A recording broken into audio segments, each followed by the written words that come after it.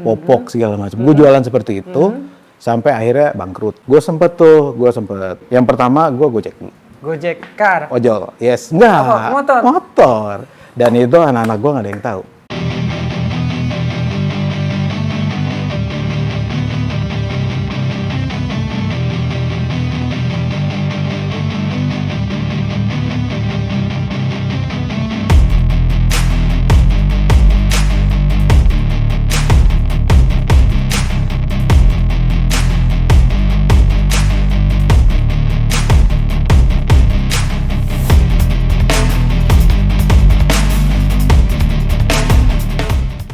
Halo cuy, selamat datang video gua kali ini, gua Oki Adam. Jadi di video gua kali ini udah ada gua berkunjung ke daerah Tangerang Selatan masih.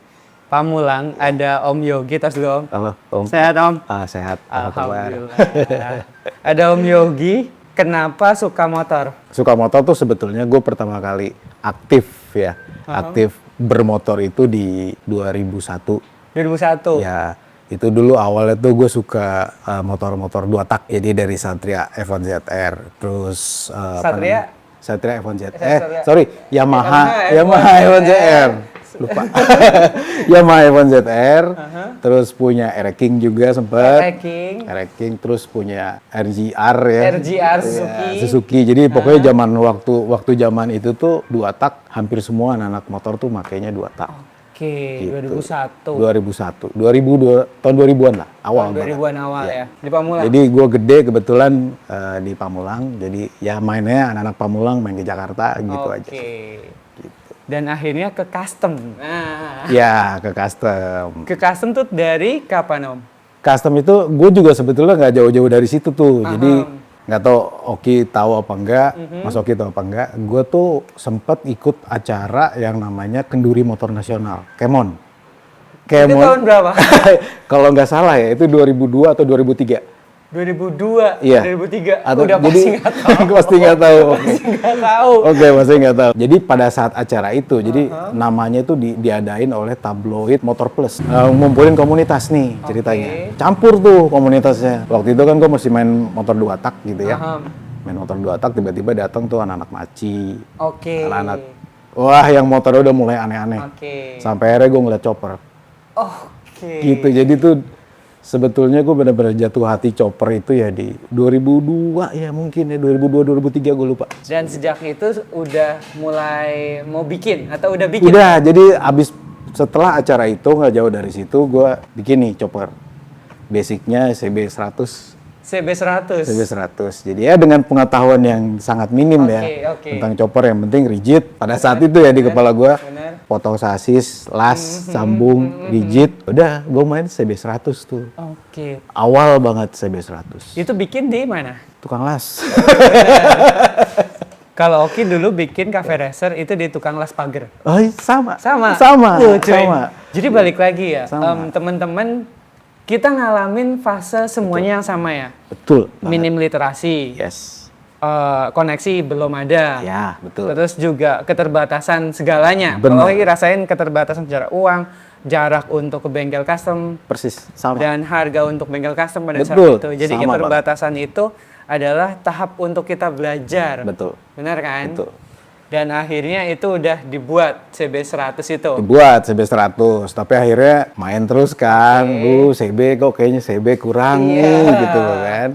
Ya udah akhirnya naik kelas tuh ke CB Twin. Pernah punya semua. 125 pernah, 175 pernah, 200 pernah. Dan itu semuanya chopper.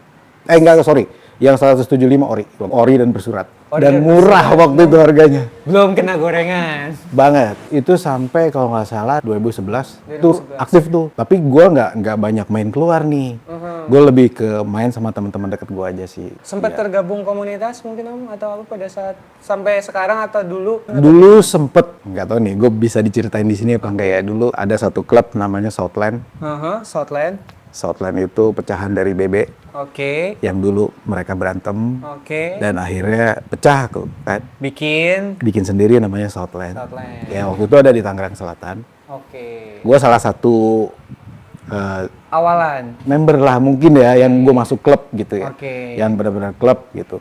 Southland gue masuk ke situ. Gue jalan di situ udah pakai chopper CB Twin 200. Ya jadi gue Jakarta Bandung ke sana. Cuman mungkin karena kesibukan ya. Jadi pada saat itu anak gue tuh masih kecil-kecil. 3 tahun, 4 tahun dan akhirnya kayaknya gue agak capek nih gue kalau harus bolak-balik Jakarta Bandung gitu kan. Jadi kayaknya gue memutuskan untuk kayaknya gue stop dulu deh gitu. Fokus untuk ngurusin anak-anak. Oke. Sama ya ngurusin keluarga lah. Oke. Gitu. Family man, as a family man. Iya karena itu lebih penting sih buat gue. Biap, itu nggak bisa dipungkirin karena sebaik-baiknya hobi adalah hobi yang tidak meninggalkan keluarga. Yoi.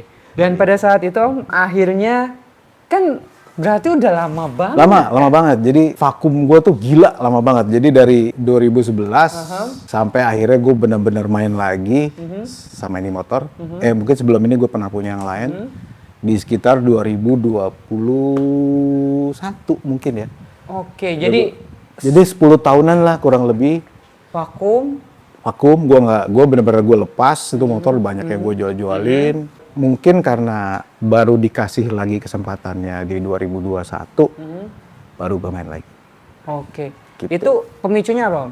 Memang pas lagi ada rezeki gitu, pas lagi dapat rezeki bisa beli motor. Jadi kayak apa ya? Project balas dendam. Oke. Yang dulu gue cuma bisa lihat gitu kan. Gue cuma bisa lihat, keren gitu. Ya udah. Oke. Berarti pada saat dulu awal main motor nggak langsung gede kan? Enggak. Yang tadi diceritain tuh CB1, Iya, CB200. Tapi gue sempat sebelum 2011 itu gue sempat megang beberapa motor Inggris. Jadi punya abang gue nih kebetulan. Jadi abang gue punya BSA side clap BSA 500. Punya AJS 3,5, punya Matchless 3,5, ya punya satu motor custom juga bikinannya siapa Gustin mungkin ini lama sekali itu NV 400 yang panjang tuh, yang Stingray orange warnanya, mungkin itu zamannya Mas Vero. Iya. Awal-awal tuh Suster Ngesot dan lain-lain. Eranya itu gitu loh. Itu tapi bukan punya gua. Itu punya kakak gua. Dan gua punya saudara, itu dia sempat punya WL. Gua sempat pakai. Karena gua disuruh ngerawat nih, tolong rawatin WL gua. Ya gua pakailah sekitar 1-2 tahunan. 1-2 tahun. Ya habis itu dijual. Dan akhirnya yang tadi vakum itu. Yes, 2011 gue bener-bener totally stop. Sebelum itu background Om Yogi tuh gue karyawan ya kantoran swasta. Gue kerja di salah satu perusahaan kimia di Jakarta juga. 16 tahun gue kerja di situ. 16 tahun. Ya, 16 tahun ya mungkin ya memang pada saat itu memang ya gue harus bekerja lah ya gitu karena gue punya anak, gue punya istri, tanggung jawab betul. Jadi gue fokus buat memenuhi kebutuhan mereka dulu deh. Om mulai start buat Hot Wheels itu berbarengan nggak? Kayak ngantor sambil main Hot Wheels udah stop dulu? Jadi gue berhenti, gue resign itu 2016. Jadi pas persis 16 tahun gue kerja di situ, gue berhenti, gue resign, gue membuka usaha kecil lah gitu. Jadi kayak gue punya usaha toko gitu, toko susu, balit susu formula buat bayi, popok segala macam. Gue jualan seperti itu sampai akhirnya bangkrut. Jadi modal yang gue dapat dari gue buka ini ya dari hasil gue resign. Gue cemplungin semua. Ternyata mungkin gue tidak manage dengan baik. Ya hampir 2 tahun nggak kuat, akhirnya udah collapse. Jadi gue benar-benar totally gue nganggur itu di 2017 ke 18. Gitu. Dan lo come up lagi, naik lagi atau masih panjang ceritanya. Masih panjang iya, lagi. Jadi sebelum gue menemukan channel gue yang Jakarta Diecast Project ini, gue sempet nge-grab. Yang pertama gue Gojek dulu. Gojek car. Ojol, yes. Enggak. Motor. Dan itu anak-anak gue nggak ada yang tahu. Serius? Anak gue nggak ada yang tahu dan gue memang bukannya gimana ya, gue cuman mereka nggak tahu aja gitu loh.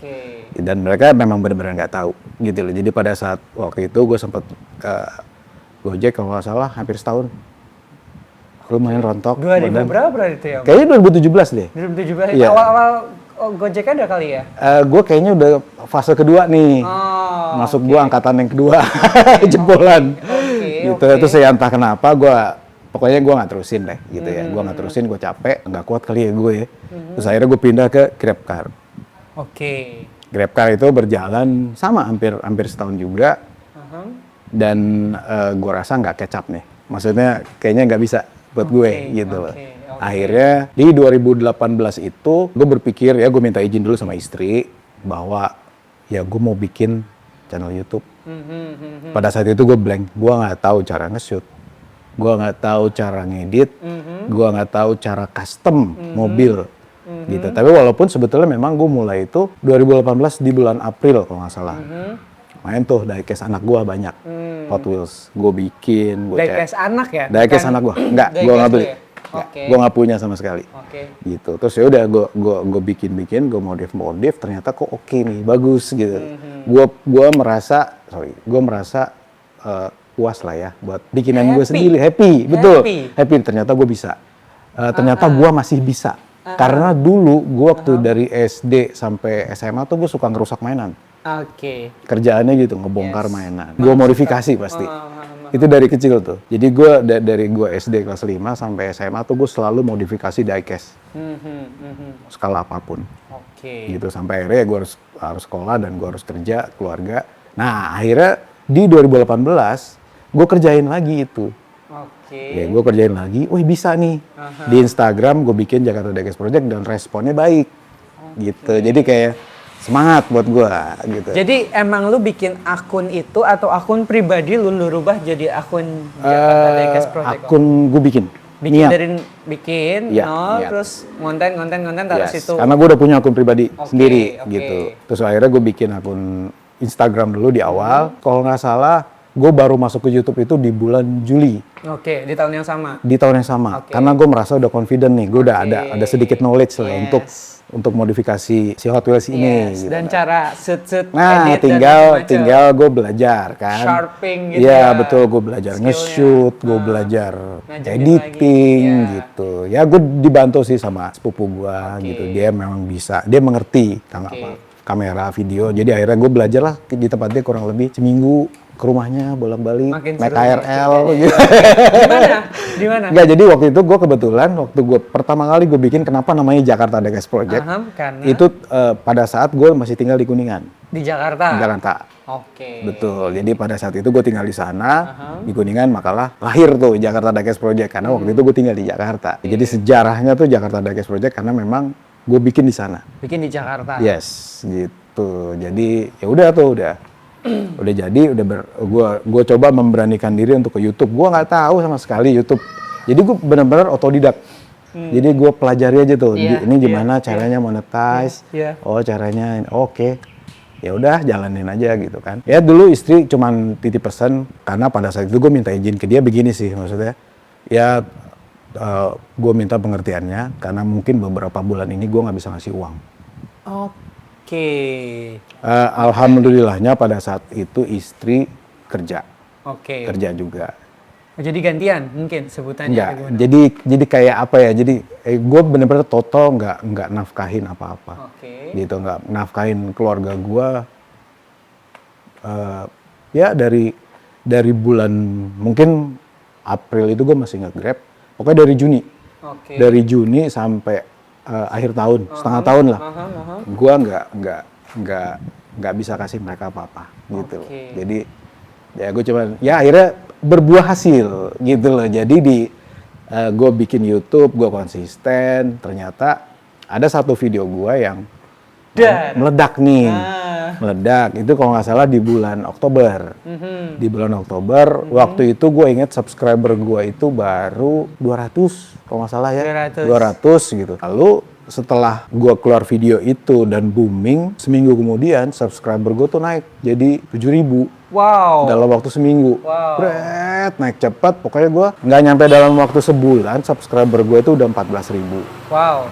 Jadi, nah di situ titik balik gue dan gue udah terima email dari YouTube AdSense bahwa gue sudah yes gitu kan. Gila gue senengnya minta ampun sampai tapi kan kalau gaji YouTube itu kan kalau nggak salah nunggu 3 bulan ya atau nunggu PIN. Iya, nunggu PIN rilis dari Singapura. Nunggu PIN, PIN-nya nggak pernah datang ke tempat gue. Jadi gue mesti mungkin karena KTP sama alamat tempat tinggal gue beda mungkin ya. Sampai akhirnya setelah 3 bulan gue bisa verifikasi by email. Verifikasi gajian di bulan Februari tahun berikutnya. Hampir 1 tahun ya Om ya? Hampir 1 tahun. Hampir 1 tahun ya? Yang kita nih sekali lagi ya teman-teman, ini kisahnya sama sih. Iya, kisahnya sama, gue ngantor dulu sama, dan dia struggle-nya beneran ya Om ya, beneran struggle sampai Wah, gila sih. gak Gila, Om. nafkahin gitu loh. Tapi di tengah-tengah gue ngomong sama istri gue tuh, untuk gue minta izin untuk tidak menafkahi, tapi gue di sisi itu pun ada diecast gue yang laku 200.000, 300.000, gue store. Ngerti banget, Nih buat anak-anak, buat beli makan, kayak gitu sih. Tapi as gentleman, lu tahu kekurangan lu, Iya. tidak menafkahi secara Iya. yang bisa nutup semuanya, tapi gue nggak berhenti, gue berusaha gitu, gue berusaha, gue nggak diem aja. Yes, betul. Dan itu dijawab, dan akhirnya come up with this ya. Dan kalau boleh tahu, ini salah satu hasilnya nggak sih Om? Oh, pasti. Salah satu hasilnya kan? Apa aja Om? Biar teman-teman tuh, ini balik Aduh, lagi ya. gue enggak ntar disangkanya Oke, ntar oke, ini oke. gue. Gue tahu maksud lo. Tapi dalam artian gue nggak nyuruh lu jadi kayak ngonten atau apapun. Iya, iya. Menurut gue ilmu yang bisa didapat dari Om Yogi, mungkin gue juga belajar apapun yang lo lakuin dan lo restu dari keluarga itu bagi yang belum berkeluarga, dan lo yakin gue mau coba ini, gue berusaha, gue punya kesempatan nih, gue mau buktiin. Iya. Coba, Betul. do it, go ahead. Betul. Apapun yang lo kayak, nggak perlu ngonten deh. Lo lagi belajar ngelas, lakuin. Lo bikin something lemari atau apapun. Bikin. Apapun ya Om. Apapun, gitu. Jadi pada saat itu gue sadar, pada saat gue resign, maksudnya umur gue juga udah nggak muda. Pada saat itu gue 38 mungkin. Oke.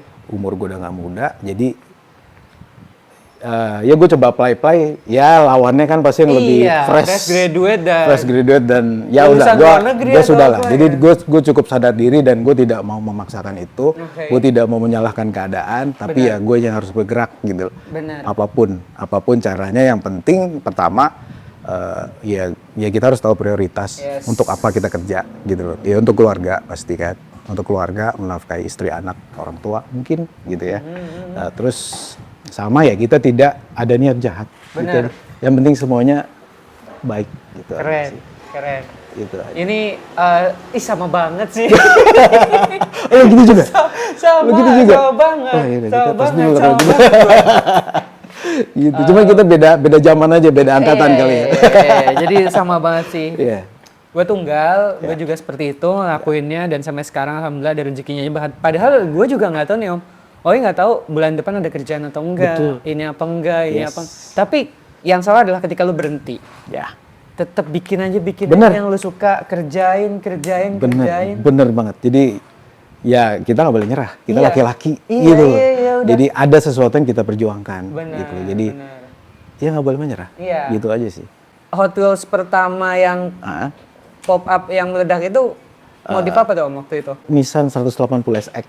Nissan 180 XS. Iya, iya. Itu dibikin Bikin handmade, full handmade. Ya body kit pakai velg ceper gitu lah, pokoknya buat drifting lah ceritanya. Gitu. Jadi ya kebetulan gue juga suka ya gitu. Gue suka otomotif lah. Gue nggak harus motor, mobil pun gue suka. Semua gue suka gitu. Sama. Jadi kalau awalnya motor karena belum punya uang buat beli mobil. Betul. Nggak ngerti mobil. Yes. Jadi mau nggak mau jadi motor udah kayaknya coba ya pengen belajar mobil, akhirnya belajar. Betul. Mobil. Nggak apa-apa, jalanin aja. Nikmatin aja. Yang penting kita happy. Iya. Gitu dan nggak nyusahin orang. Nggak jahat ya. Nggak jahat dong. Kita nggak nyusahin orang. Benar. Karena waktu Oki bikin video juga mikirnya gitu Om, karena happy ngelakuinnya. Yes. Dan once Oki nggak ada, video masih jalan nih. Ya, betul. Kalian bisa tetap nonton cerita-cerita atau event-event yang kalian begadangin eventnya. Benar. Bikinnya susah, dan Oki bikin kontennya sederhana, tapi seenggaknya bisa menutupi rasa penasaran lah kalau nggak tahu event kayak gitu. Betul. Itu, Ya jadi, paling tidak kita sharing knowledge apa yang kita punya. Selama kita hidup lagi. Betul. Ini kayaknya banyak episode-nya deh. Ini seru Panjangan ya gue ceritanya. Ini seru banget sih, karena menurut Oki nggak cuman kita bahas motornya, tapi dibalik cara dia berusaha untuk mewujudkan impiannya tuh, menurut Oki itu salah satu hal yang keren juga sih.